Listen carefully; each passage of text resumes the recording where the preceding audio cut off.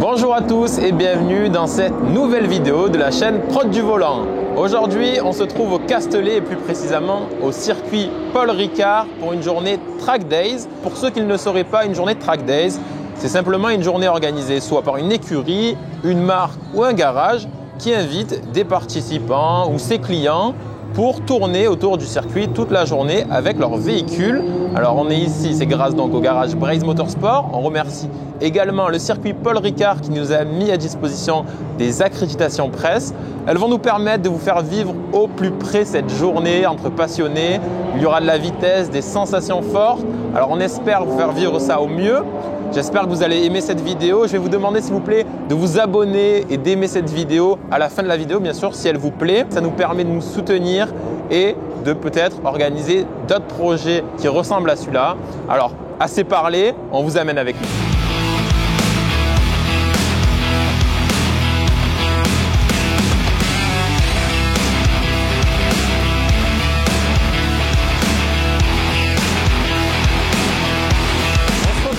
Sur le pit lane du circuit Paul Ricard, comme vous voyez, j'ai mis mon masque. Bah oui, toutes les restrictions sanitaires sont requises ici pour cette journée Track Days. On se dirige vers le box de Braze Motorsport. Allez, suivez-nous.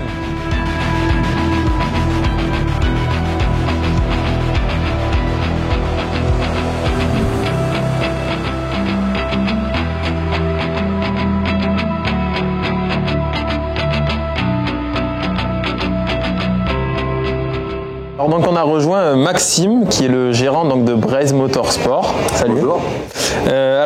Tu es pas un des organisateurs, on a dit, mais tu participes à cette journée. Voilà, on participe avec des clients, des amis comme tu le disais. Donc l'histoire c'est de passer une bonne journée sur un track day avec l'ambiance du Castellet qui est sympa. Voilà. Donc déjà avec quelle voiture tu es venu ou vous êtes venu? Enfin je sais pas combien de personnes il y a. Est assez vaste en fait, hein, puisqu'on est une vingtaine de personnes avec des voitures complètement différentes. Ça c'est génial. Nous à la base on est des BMistes qui s'intéressent de plus en plus au Porsche. Donc aujourd'hui on est avec une 991 GT3 phase 2, la voiture de Manon entre guillemets. Et après les clients, voilà, il y a quelques 991. Il y a des clients, des amis belges, luxembourgeois qui se sont raccrochés à ça. Beaucoup de Bretons qui sont avec des voitures complètement différentes, Corvette ZR1, Lotus, vraiment Alfa, Giulia, donc il y a vraiment de tout. Et c'est ça qui, enfin de la BM aussi forcément, M3 F80. Je pense que vous avez pris des belles images et vous allez pouvoir montrer tout ça. Donc vraiment vaste le groupe.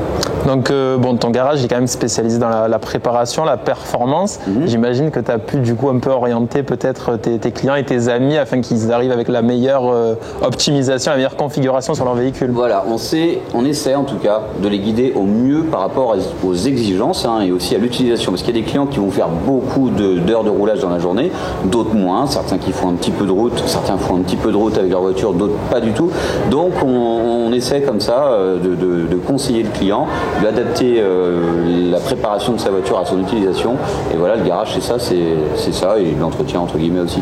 C'est ça, parce que finalement c'est des personnes qui viennent de loin, ils vont utiliser leur voiture sur circuit mais ils vont aussi l'utiliser sur la route. Comment on jauge un peu l'entre-deux pour que ça soit une voiture pas trop désagréable sur la route mais en même temps efficace sur le circuit? Alors c'est très compliqué de faire des compromis. Il y a des clients qui ont décidé de faire venir leur voiture, donc on a organisé un petit peu ce groupe en tout cas, et on s'est rallié au Track Day de 911 Racing.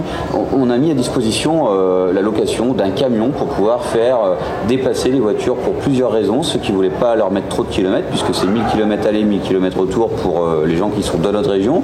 Le camion est parti de l'Est de la France, a pris quelques voitures, en a pris quelques autres supplémentaires en Bretagne et est descendu ici au Castellet. Donc l'idée c'était les voitures trop préparées dans le camion et les voitures qu'on ne voulait pas trop borner, etc.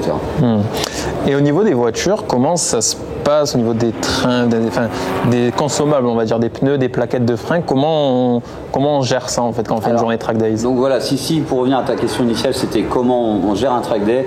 Bon, ça reste quand même une journée plaisir. On y va avec l'expérience qu'on a. Il y en a qui vont tout de suite chercher un chrono, d'autres qui cherchent juste à découvrir un bel endroit comme le Castellet. Donc c'est vraiment pas la même organisation pour l'un ou pour l'autre, mais de toute manière, un track day c'est très simple. Il faut une voiture de course ou de route, donc une supercar, n'importe quoi, du moment qu'elle fonctionne correctement, puisque là on est en dehors des règles qui fonctionnent sur la route ouverte, et mis à part ça, un casque, une assurance circuit, 2-3 bricoles, mais c'est très simple.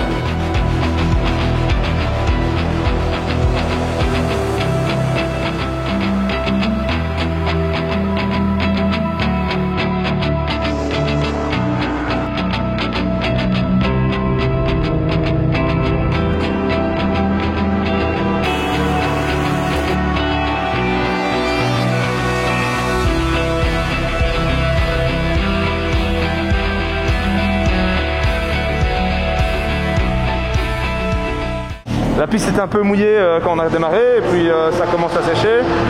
Donc c'est forcément un peu plus délicat, on est sur des œufs, il y a les autres voitures qui bougent un peu aussi. Et là ça commence à sécher, donc on commence à exploiter un peu la voiture.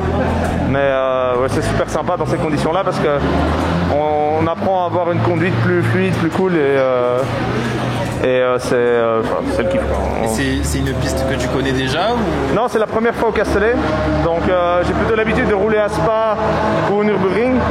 Et on est descendu dans le sud exprès pour ça. Évidemment, on est descendu dans le sud pour pas avoir de la pluie. Et je sais pas, on a dû emmener le temps belge avec nous, mais... Demain, il fait meilleur. Demain, il fait meilleur, ouais. Mais comme ça, on aura vu les deux types de pistes, parce que c'est très différent quand c'est mouillé et quand c'est sec.